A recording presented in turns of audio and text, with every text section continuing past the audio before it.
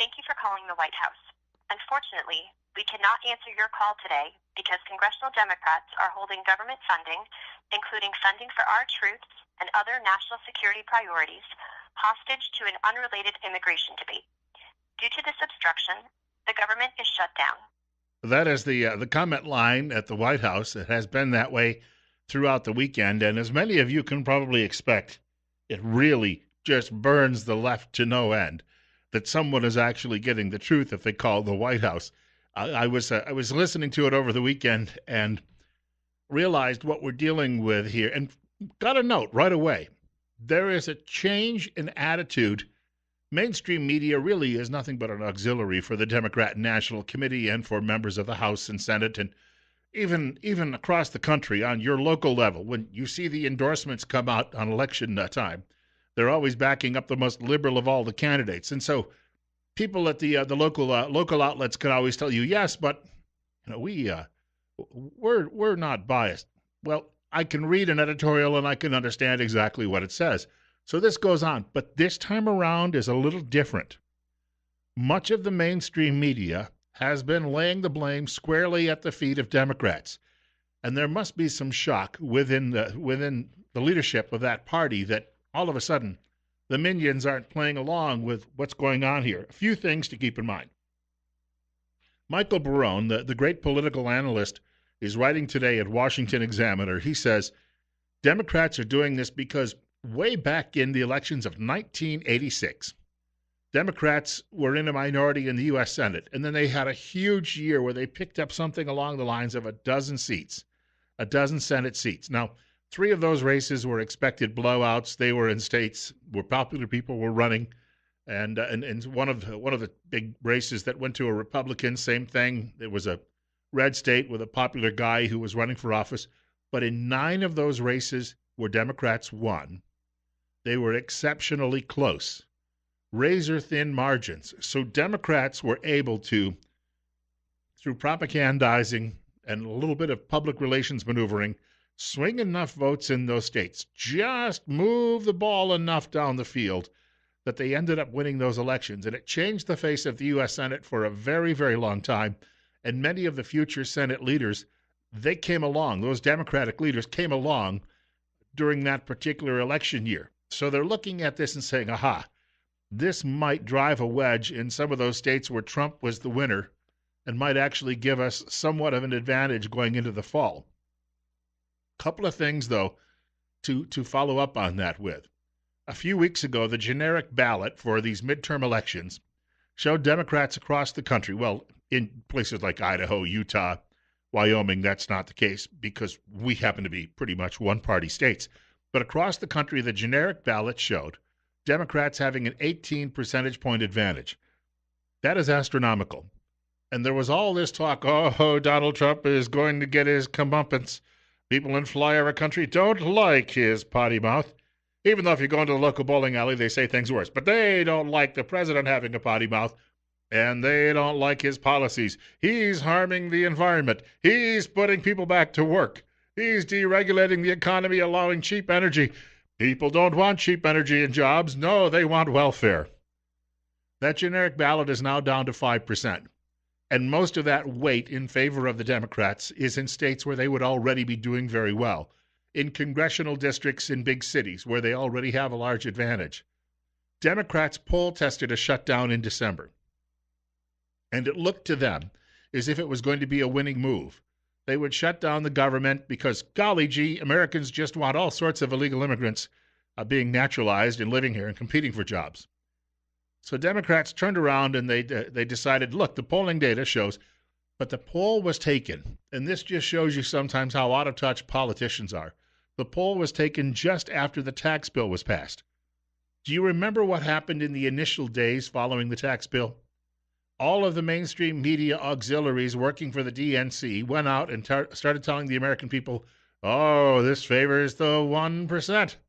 This tax bill is going to be deadly for you. Yes, the Republicans want you to die and go away, and then they can take over your land and build even more large estates. And then they'll make the rest of you who are still surviving eke out a living serving them, scrubbing their toilets and their swimming pools, and gassing up their automobiles. You know what they're up to. So that was the reason at the time a lot of people likely said, yeah, shut the government down, show those Republicans. But then as the details started to unfold about the tax bill, and people realized, and yes, it's going to be a budget buster unless we cut the size of government, but people realized I'm going to have a lot more money in my pocket. The poll that the Democrats did was before that realization came along. And suddenly this thing may go very bad for the liberals in America. Nancy Pelosi going out and saying that if you get $1,000 back from your company, it's just crumbs. Well, she's worth, I think it was $295 million I read the other day. So she's worth personally more than $250 million. She earned all of that money through insider trading on Capitol Hill, we should point out. She's worth well over $250 million. So $1,000 to her, crumbs. She spends that shopping online in between debate on the House floor. $1,000, I don't know about you, but that means a heck of a lot to me. And this is where we start to see just how incredibly out of touch they are. Barack Obama may have been a wild-eyed socialist, but at least he was better at messaging. Bill Clinton was better at messaging. But those people in the Democrat Party are rare. The current crop, and mostly throughout history, the current crop of liberals are very much like the previous crop. They're not very good at actually talking to regular people who work for a living. They drive around in their limousines and tell you that they're doing everything to benefit you. They have no idea who you are or what you live like. We're coming up on 8:13. Bill Colley with you on Top Story on News Radio 1310, KLIX, and newsradio1310.com, and thank you for joining us. I have a post at our website this morning about this. Now, there are obviously people who are being hurt by this shutdown. And the first people that come to mind would be people who are in the military. And they're not getting rich, we should point out, with what they're doing. Also, the civilian workers. So if you live in the mountain home area, but you work at the base as a civilian worker, you likely didn't go into work today.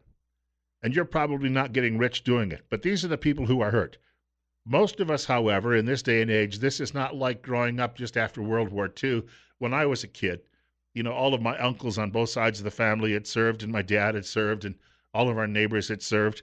Most of us don't have any connection with military people. So for most Americans, what does the shutdown actually mean? And I've asked people, if it impacts you, I'd like to know. My email address is bill.colley@townsquaremedia. Share your story with me. I won't necessarily use your name if you don't want me to, but share your story with me about how you're impacted, because the people who are being impacted are some of the most vulnerable in this country, or they're the most heroic in this country. But for the rest of us, I don't know. I was out doing some shopping and driving around over the weekend. The traffic lights were still working. I noticed the Snake River is still flowing. The sun came up every day. I didn't notice any satellites falling out of the sky and crashing on South Washington Street. None of these things happened.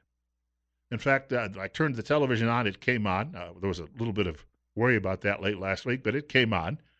I was able to do things that I normally do. And I remember that I was driving yesterday morning, and it was late yesterday morning. I was out doing some shopping, and I was listening to a radio broadcast, and a fellow, he played a sound clip from 1995. The record length for any government shutdown, and remember, it's only a partial shutdown. We're only talking about 2% of the actual government activities, which shows you just how vast this huge bureaucratic mess happens to be. But this guy was saying it's 21 days in 1995 was the all-time record, and there was a sound clip from Newt Gingrich, and I was listening to that, and I was thinking, where was I in 1995? I was working as a broadcast reporter at the time, covering a very, very big court case in Pittsburgh, Pennsylvania, and I was also covering house fires and everything else that came along. And I look back at all of that, and I say to myself, I don't recall it. 21 days, it didn't impact my life whatsoever. It's 8:16 right now, 33. Bill Colley with you on Top Story. Number to reach our program today is 208-736-0300, 208-736-0300. Caller, you're up next. You're on the air. Oh, my goodness. Must be it's the government shutdown has cut off my phone lines. 8:16. Bill Colley with you on Top Story this morning. So I have a lot of material on this morning.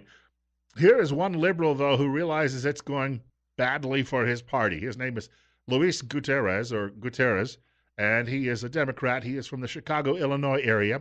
He was appearing yesterday on ABC's This Week with George Snuffleupagus and admitted now he can't get away with his party would not allow him to say this is a bad idea all around. First, he has to do the obligatory shots at President Trump, but then admits he wants this thing out of the way. I think the wall is a monumental waste of taxpayers' money. And it's to build a monument to stupidity, and it's just idiotic. Having said that, if that's what it's going to take in order to put 800,000 young men and women in this country, dreamers, and put them in a safe place and put them on a course to full integration in our society, if that's what the hostage takers of the dreamers, if that's their ransom call, I say pay it. How many people who are currently serving in the House and Senate as Democrats are starting to look around and say this is bad and going to their leaders and saying, we really got to call this off.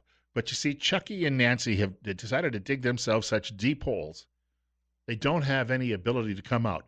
I was watching Tucker Carlson's program on Friday night. If you caught it, late Friday night, I was watching Congressman Labrador on the air with him. And he broke all of this down because the liberals are saying, well, and Chuck is saying it too, Schumer. He is saying it, and his friends in media are saying it. Well, you'll see the president crack on this one, and he'll go along with DACA. Well, wait a minute. They've already agreed to that. The Republicans already agreed to that. What they agreed to do was to take a 3-year period and sort out the people who would be worthwhile for our economy, and eventually they can work towards citizenship, while they also weeded out all of those people who are in jails for committing all sorts of horrendous crimes and getting rid of them, deporting them, getting them out of the country. And believe me, I can't imagine the liberals would go out and campaign saying, we need to keep them all, even the ones who chop up little babies. Yes, we need to keep them all. They wouldn't do that. So there was Congressman Labrador explaining on television the deal was already offered. It was his bill. The deal was already offered, and yet the liberals rejected it. And there's Luis from Chicago, and he's saying, yeah, we should go along with this. Finally, somebody out there on the other side is realizing they're not going to pull this one off. People are recognizing this for what it is. This is an effort and an attempt by the Democrats to, once again, scam the American people. We have a break coming up in just a couple of minutes. A couple of seconds, actually. 33 right now. Bill Colley with you on Top Story on News Radio 1310 KLIX and newsradio1310.com. Quick note, we were going to be joined by EGT Solar this morning, but they ended up having another obligation. I hope it's a sales call. They'll be joining us again on another day. We'll reschedule, but I've been telling you about EGT, and I'm also going to talk later in the program, if we get time, about some changes in the solar industry that will reduce costs and also remove some of the, call them government benefits for people who are installing them, but the cost will go down so much it'll balance that out. If you're considering solar power, give the folks at EGT Solar a call. The telephone number is 208-293-9191, 208-293-9191, or go to the website, evengreentechnology.com, and you can see some of the testimonials there. Fascinating story from the Heritage Foundation today about how the competition in this industry is going to drop prices all the way down to rock bottom. And again, we'll see the subsidies go away, but the prices will drop to rock bottom. We've got more coming up, talking government shutdown on KLIX. Quick note, now when I drove into work this morning, it was a little, not even windy or cold. It just seemed like a regular January morning. After I got here, we had a coworker who came in about an hour later, and she said, it's snowing outside. And then the snow stopped, then it picked up again, but it's a very fine snow. I stepped outside about 7:15, and the roads could be a little slick in some spots. Just wanted to pass that along. Some people maybe, if you haven't been driving on slick roads in a while, we always have to learn how to do that all over again. I had that experience a few weeks back in December, driving down Blue Lakes Boulevard. I don't think I was doing more than 15 miles per hour, and all of a sudden the car just started to turn. I took my feet off the brakes, though, brake and gas pedal, and just let it slowly. It finally came to a stop, but you got to be careful in these situations. If traffic's coming the other way, obviously, you don't want to be turning in or skidding into that particular lane. Quick note, also coming up on Wednesday on our program, 2 things I wanted to tell you about. One of them I know is going to be something we don't get a chance to talk about a lot on the air. This is School Choice Week. We will be talking about school choice with a guest on Wednesday morning. I've booked the entire hour in case you have telephone calls because we'll talk about perhaps a vouchers program. We'll talk as well about homeschooling. We'll talk about religious education. All of these things we'll be discussing on Wednesday morning. National Schools Choice Week is this week, and Governor Butch Otter has actually proclaimed it here in the state of Idaho. That'll be our discussion between 9 and 10 o'clock on Wednesday morning. Also, Wednesday morning, we'll be joined by one of the associates from Tripp Family Medicine here in Twin Falls. They'll be talking healthcare with us as they do every week between 8:30 and 9 o'clock on Wednesdays. Dr. Tripp's office still looking for new patients. And as a patient of Dr. Tripp, you can often be seen on the very same day if you call in the morning with a medical issue, if not within 24 hours. And remember, life's too short not to feel good. The office is located on Fillmore Street in Twin Falls, directly across from the main post office. Bill Colley with you this morning on News Radio 1310 KLIX and newsradio1310.com. We're at 33. It's 8:25. We have a caller with us. Caller, you're on the air. Wow. Sounds like the federal hog trough's about out of slop back there. The pigs are really squealing, Bill. You know, I think the only thing, they kick the can down the road so far, that's the only thing to be left in the hog trough back there. So I hope the power bills get paid back there. And when those guys show up for work, well, the doors aren't locked on them. So, unbelievable. If they were to go away, think about this. If the federal government, well, thank you for the call. I'm glad you hung around for the conversation. If the federal government went away and just vanished for a couple of months, yes, there would be some people who would be in some hardship, but your state governments would likely step in and take over. Now, I don't know how they can afford it. My sister still lives in New York State. The governor there has decided to use state funds to keep the Statue of Liberty and some other local tourist attractions open to the tune of about $66,000 a day. And if that goes on for an extended period of time, that will get very expensive. But if the state were to take over some of these attractions, and I don't even know why New York is still running the Statue of Liberty, because it technically is in New Jersey waters. But if the states could take over, let's say both of them, and they could operate it and run it and maybe even get some tourist revenue out of it, it might be a better thing than the federal government doing it. But we always get into that argument. Liberals believe that a group of highly trained bureaucrats sitting in a Washington office, sometimes thousands of miles away, know better about how to do these things than people back in their own home states or hometowns. Look, I could walk around Twin Falls. I meet a lot of people I would put probably, they could be easily Mensa candidates. In fact, if you look at any town around here, let's say you have Kimberly, population 3,000, the same percentage of smart people live there as the percentage of smart people in Washington or New York or Boston. And yet, somehow, there's a belief that once you go to work for the federal government and sleep a lot on the job, that you know better than everybody else. 27 minutes. Well, now they can just stay home and sleep, some of them. 27 minutes after 8 o'clock. Bill Colley with you on Top Story on News Radio 1310, KLIX and newsradio1310.com. Schumer, by the way, trying to do his best to save his party. Mr. President. Minority Leader. We now enter day 2 of the first real government shutdown ever to take place when one party controlled the presidency, the House, and the Senate. Under this unified control, it was the Republicans' job to govern. It was their job to lead. It was their job to reach out to us and come up with a compromise. They have failed.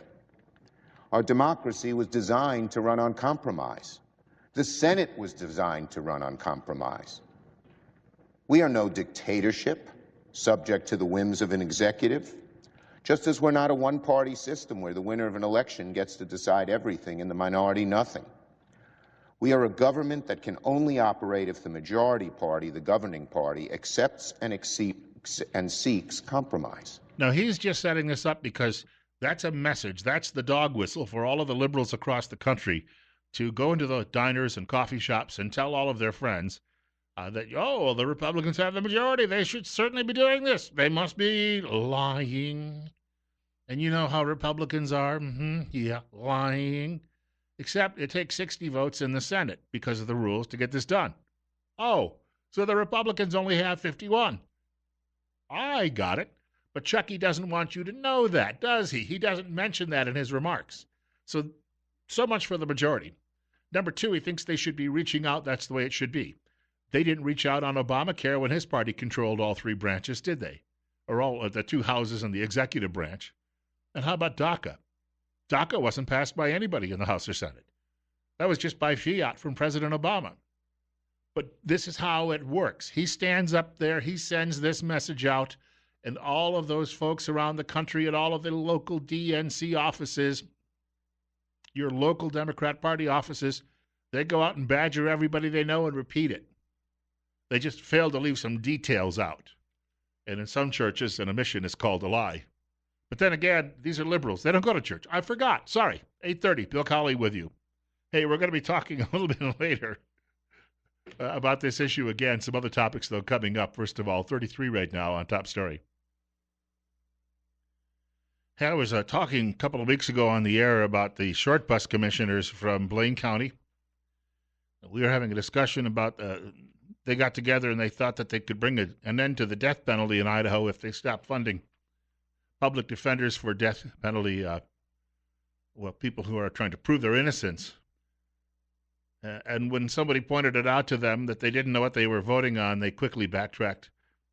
Liberals didn't like it when I pointed out that these guys may be taking the short bus to work every day. Well, to show you how compassionate liberals who dominate Blaine County happen to be, this is a story from the AP Wire this morning. It's a short one, but I wanted to share it with you. A non-profit organization that runs camps for children with cancer says it's going to look for a new home after months of wrangling over a proposed site in central Idaho. The Idaho Mountain Express reported Friday that Camp Rainbow Gold has decided not to seek reconsideration after Blaine County commissioners denied its appeal of a zoning permit in December. In other words, well, we liberals, we have a lot of compassion, but gosh, if you bring a lot of cancer kids here, we might have to look at them and, it'll be bad for marketing. People won't come here and ski, and they won't come and eat all of the tofu in the restaurants, and we've got to ensure, of course, that why don't we send them over to Lincoln County? They probably all have that emaciated look as well in Lincoln County because, being conservative rubes over there, they all voted for Donald Trump. Bill Colley with you on Top Story this morning on News Radio 1310 KLIX and NewsRadio1310.com. We're at 33. Quick note, colder weather this week, obviously more winter-like around here. Finally, really, it's been a little late coming. But if you're having problems heating your home, call the pros at Ramsey Heating and Electric. They'll come out and they'll get the job done, and they'll get it done right the first time. Problem-free cozy winters are found at Ramsey Heating and Electric, located at 2600 Overland Avenue in Burley. The telephone number, 208-678-0459. That's Ramsey Heating and Electric, where they sell warm winters and cool summers. Our telephone number, 208-736-0300. This is News Radio 1310. KLIX and NewsRadio1310.com. We have a caller. Caller, you're up next. Good morning, Bill. I've been watching that situation with the Camp Rainbow Gold for over a year now, and them people do some marvelous things with young people, and watching the hypocrites up there, what they did to them. They're all about all this stuff. They're all about taking care of them, doing the right thing until it's in their backyard. And it's the same thing when the wolves come in. They protect everything, then the wolves come down and start eating their dogs, and we better take care of this now. But they should make that a gated community, Bill. Put a gate across the bottom of Timberland Hill. The only time they can come out is to go to Costco on Sundays, and that's pretty much where they all go. Thank you, mister. Hey, thank you. Forrest Anderson has mentioned that when he was working at Costco years ago, that he'd see a lot of these people come through. The celebrities would all show up there to do their shopping. However, the ones he was meeting, Schwarzenegger, well, not really a conservative, but right of center, and Bruce Willis, conservative, they would pass through there. Bruce Willis is going to be appearing in a new remake of Death Wish. Now, as a big fan of the original 2 Death Wish movies, after that they just got to be awful. But as a big fan of those original movies, I was watching the trailer on television yesterday, and I thought, I'm not a big fan of remakes. But from what I could see, I'm looking forward to seeing this one. I like to see bad people get their comeuppance. And maybe someday the short bus commissioners in Blaine County, somebody will come along and set them straight, because they definitely lack And they're going to be saying, well, we're just reacting to what the public around here wants. Well, then the public there has some explaining to do too. Because, again, you can't be double talking about compassion, but you don't want this anywhere near my house. It's a big county, for crying out loud. I mean, it's massive. It's nothing other than a couple of, pizza shops, high-end pizza shops downtown. There's nothing there but just open space. And they still don't want anything to do with it. How can they possibly live with, well, they don't care. If you don't have any belief system about an afterlife or a higher power, you don't care because you don't think there's ever going to be any judgment. You think you're God, for crying out loud. We're at 8:38. Bill Colley with you on Top Story this morning on News Radio 1310, KLIX and newsradio1310.com. If I didn't get a chance to mention it, the folks of EGT Solar were going to be joining us just after 9 o'clock this morning. There's been some interesting developments when it comes to the price of the solar panels is going to be dropping dramatically. We told you about that earlier in the program because government's going to be making some changes in the way tariffs currently work that have been protecting a couple of these companies in this country that are owned by people who used to get a lot of federal money when the Obama White House was in control of all of this. But they're going to reschedule. There was an issue, scheduling issue this morning with EGT Solar. We'll be talking with them another day on the program, but I have a lot to discuss yet. We're going to be talking as well about refugee resettlement and our neighbors in Europe starting to have some second thoughts. Who'd have thunk it? In the meantime, thank you for listening. If you're struggling hearing our program, though, call Dr. Christine Pickup at Mount Harrison Audiology in Rupert, namely for her commitment. Dr. Pickup and her family are honored to be part of the Minnetonka community. They're proud to support local sports, schools, and the Independence Day celebration every year in Rupert. Mount Harrison Audiology is committed to serving each patient and the communities that they live in. Trust your hearing health to the only locally owned hearing healthcare practice in the Magic Valley. Call today for an appointment, 208-312-0957, 208-312-0957. One thing the mainstream media can be grateful for, and that is the so-called government shutdown. It allows the mainstream media to ignore another story that was brewing over the weekend. You see, they can't cover more than one house fire at a time, and then they'll chase one for a week or two, and then they'll run off and chase another. Team coverage. Yeah, that's all consultant-driven. That's got nothing to do with actually keeping you informed. They like to claim they're doing it, but it's a little bit of a stretch when you hear that coming out of them. There is a development or several developments in the story about Russian collusion. Now, if you were paying any attention over the weekend beyond this so-called government shutdown, which impacts so few people, the latest is that the Justice Department under President Obama and the FBI are unable to turn over a lot of texts. You may remember this fellow, what was his name, Strzok? He and his girlfriend, his mistress, they were calling her, and then when it looked bad that he was an adulterer, the mainstream media said, his girlfriend, yeah. Mistress makes it sound like he's got a wife, which, he does. But forget that part of it. He was doing his job, helping unmask the evil, devious Donald Trump and Donald Trump's involvement with Vladimir Putin. Yeah. So pay no attention to Mr. Strzok's personal life. But yeah, he was texting with a girlfriend. Actually, I think she was just somebody he knew from high school. He kind of thought she was pretty. The texts have gone missing. The majority of them have gone missing over a period of several months. And now the FBI says these are lost. I think you call that obstruction of justice, right?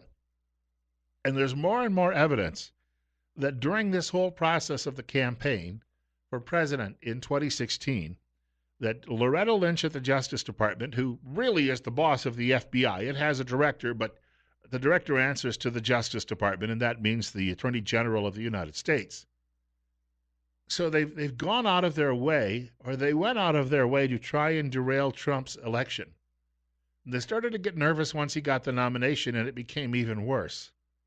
As I say, a lot of these text messages have gone missing. And there's some of these text messages between Strzok and the woman of whom he was acquainted.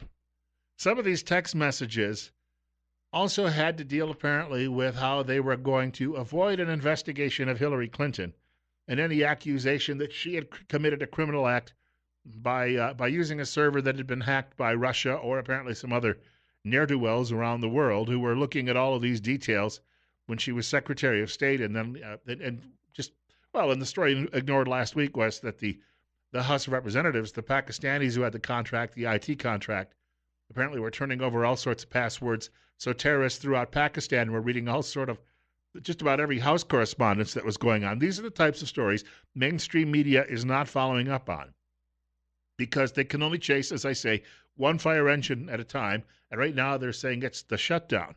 So it appears there was an effort to clear Hillary Clinton and to try to paint Donald Trump as being some sort of a scoundrel.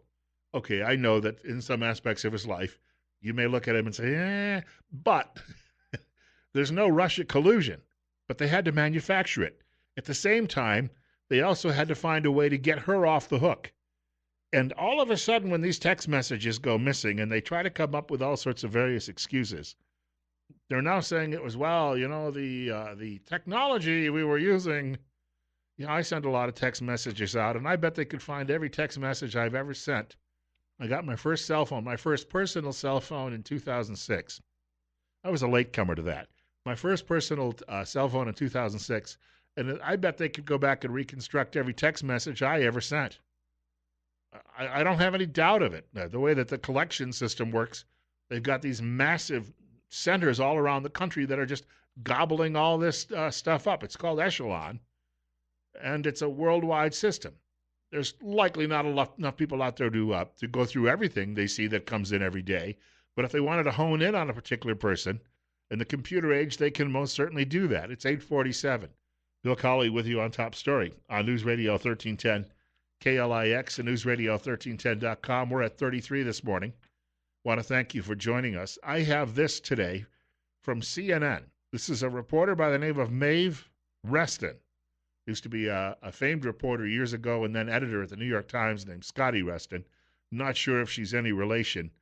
She admitted during a program on the Clinton News Network over the weekend that the public isn't interested in the Russia story. Only people, fellow travelers, and media care about it. You are starting to see that uneasiness about the economy sort of dissipate. Remember, even in 2016, when we went out to these swing states and talked to voters, there was still this fear that things were suddenly going to turn down again. You don't feel that as much anymore. And I'm so interested to see how the Russia investigation affects things, because so far out in these districts, when you talk to people about Russia, and that's all we talk about at CNN, basically, they say they don't care. It doesn't have any effect on their lives. Oh, you don't say. 8:48. Bill Colley with you this morning on Top Story.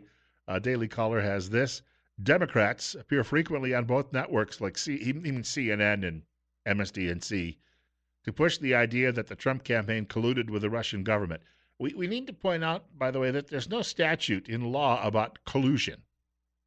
So Donald Trump, he could have been on the phone with Vladimir Putin every day saying, if I got elected, I can come be a lot easier on your country. Oh, wait a minute. That was Barack Obama who was saying that to one of Mr. Putin's associates on a hot mic. I'm sorry. But if President Trump had been doing that every day for a couple of years, that still wouldn't be illegal. It would not be illegal. And that's the other part. Media has not, they don't want you to know that. The network also frequently, meaning CNN, interviews contributors and analysts who speculate about possible collusion. Oh, I understand Donald Trump had Russian dressing on his salad over the weekend. I told you so. Though none have offered proof that it actually occurred. And here we are only, 18 months into this story or more? Do you get the impression that as this starts to unravel and the economy, if it continues its improvement, that this notion that somehow people are going to be angry and reject Republicans and throw Donald Trump out of office and the lynch mob will storm the White House and ride him out of town on a rail, do you really believe that this is going to happen? Or will the media be whimpering away in a corner and saying, Donald Trump made us look bad, he's like Stalin? Yeah, you know how that'll work. 1310 KLIX, News Radio 1310 KLIX, and newsradio1310.com. We're 10 minutes away from 9 o'clock. Caller, you're up next. You're on the show. Good snowy morning, Bill. Yes. I think you're being very nice saying that they can only chase one fire engine at a time. Good. We all know that's not really the truth. They're chasing the fire engines that will do them the most good for their cause. And that's it. This morning's news, you could see them trying to look fair as they were leaning everything towards being the Republicans' fault for the shutdown. These guys are crafty. They're not just chasing fire engines. They're trying to push a narrative that just is not true. It's just horrible. Well, and you mentioned the narrative, and the narrative is that the fellow travelers, Marxists, Leninists, whatever you want to call them, Keith Ellison says socialists will take over the Democrat Party for 2020. What they're saying is these people are good and their ideas are good. Any other idea is bad, and therefore Donald Trump espousing these other ideas must be bad and must be then removed. Well, I think they've already taken over the Democratic Party and infiltrating the Republican Party, because we have a bunch of people in our own party that I would like to kick out of the party and change them to an R, a D. So it's just ridiculous. Some of the people that stood for the shutdown that's on our side needs to be removed from office. Although, if you go back and you ask Rand Paul why he did it, sometimes you have to look at the extenuating circumstances. Paul does this stuff sometimes because he is very much concerned. I don't think he wants DACA at all. And number two, he's always worried about various costs or riders that are on bills. Being a strict constructionist, he tries to eliminate all of that. Well, yeah, but it's still, to shut down the government over something that is, quote, unquote, illegal, I think the military should get their pay. Congress should not get their pay. And for every day we're shut down, their pay should be deducted, and they should not get back pay. Well said. Shame that we've got it written in the Constitution that Congress will be paid in these situations. The original guy said, well, they were politicians too, right? We'll take care of ourselves first. We're for the people, but in the meantime, butter my bread. Maybe the military, if this continues, will actually go to Washington and demand it get its pay. Wouldn't that be interesting? Well, you could see Chuck Schumer running for the back door as fast as he could. They call President Trump obese. Try to watch Schumer run through that door. Yeah, Charlie 2x4 couldn't make it through well, never mind. There's an old rhyme in that. 8:53, Bill Colley with you on Top Story on News Radio 1310 KLIX and newsradio1310.com. And thank you for joining us this morning. Caller mentioning the snow. Now, I'm not sitting by the window, but the temperature has dropped down to 32, which means we're going to be right in that gray area for a while. This is likely going to change back to rain before the end of the day, which means it'll be like driving through slop, like wet cement for a lot of you as you're heading home a little bit later today. Talk about media choices, because he brought that up. I have a friend, and I used to go to our regional March for Life with him years ago, and then he actually met up with me when I was at the March for Life in Washington some years ago. He explained to me that on Saturday, his city had its annual March for Life. And he comes from a city that is heavily Roman Catholic and evangelical. They get a big turnout every year. The weather, we used to get big turnouts when it was in the teens for the temperature. They got a big turnout, and yet the local media only covered the Women's March. Why? Now, I do know that they're down to skeleton crews in a lot of these media outlets, and they don't want to admit that.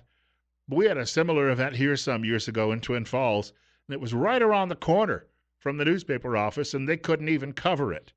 Because why? They don't want to. But the women want to, because Donald Trump's bad, and the women are out there, and we here in the media agree, and because, Donald Trump's awful. People are going back to work, and pretty soon we're going to have full employment, and nobody's going to be on welfare, and that's wrong. We have another caller with us. Caller, you're up next. You're on the air on Top Story. Yeah, you made a comment about the fatty 2x4. If Trump would use his own money and make a commercial and point out all of those anti-Trump people who were criticizing his physical and his mental test, and tell them he'll challenge them to everyone take the exact same test and see how far they get. And anyone who denies it or refuses to take it, he could just say, okay, that proves you're fake news and you're a liar. Yeah, I think thank you for the call. My experience was when I was working in news media, and the people I work with here are younger, they take better care of themselves. But back in the day, in the 80s and 90s, when I was working in newsrooms, uh, the volume of smoking and drinking that people were engaged in, it's just they lived on cigarettes and booze, and it was not good for many of them. And many of them are gone now, and gone maybe too young. But that's something that we shouldn't forget. And I don't know if it's changed at the national level, but the national level used to be even worse. I worked for 7 years at a radio station owned by David Schumacher, who you may remember from his days at ABC and before that CBS News covering the space program. David would tell me stories about the guys that he worked with at CBS. Harry Reasoner was perpetually pickled, and he smoked like a chimney. And David, when Blaze Starr died, I remember David told me, he says, "Oh, back in the early 60s, she was the mascot for CBS News, if you know what I mean." Ha ha ha. Yeah, probably why David was married 4 times. But he would tell me these stories about just the misbehavior that you'd see across the board. My guess is a lot of it still exists. A lot of the things that these people claim that Donald Trump does that are mean and awful and bad, well, if you were to go out to the clubs where these people associate after they get off air or they get out of the newsroom, the print newsroom, you're likely. Who was the fellow from the New York Times? He got suspended from the White House beat. They'll be sending him back because he's a fellow traveler, and that'll excuse the worst of it. But he was groping and kissing young women and interns on the street after he'd go out and get them drunk at a bar and then try to take advantage of them. Glenn Thrush, I think that was his name. That's their lifestyle. But pay no attention to that. Donald Trump may have gone out with a really good-looking porn star 10 years ago, and therefore, gosh, you mean he's like John Kennedy. Oh, you can't say that about St. John or St. Teddy or St. Bobby. Never, never. They were for all the right liberal causes. Doesn't matter that they were drowning women. They were for all of the right liberal causes. All right, short break. News coming up from Fox in just a couple of minutes. One more hour of top story ahead. We're at 34 today. Bill Colley with you on the program until 10 o'clock. And a couple of things we'll be talking about in hour number 2. Get back to a little bit about the shutdown if we can. Also, as I mentioned earlier, some cities in Europe are starting to think twice about bringing refugees in. Why? Oh, I don't know. They're throwing bombs and slicing people's throats and raping women and generally going around committing all sorts of mayhem. But this is a compassionate country. Bill, people like you out there, you don't understand that. You conservatives are evil, and so is your religious faith. No, we need to bring people in here of other faiths who beat up women and slice people's throats just to show that we're compassionate. That's on the way in a few minutes.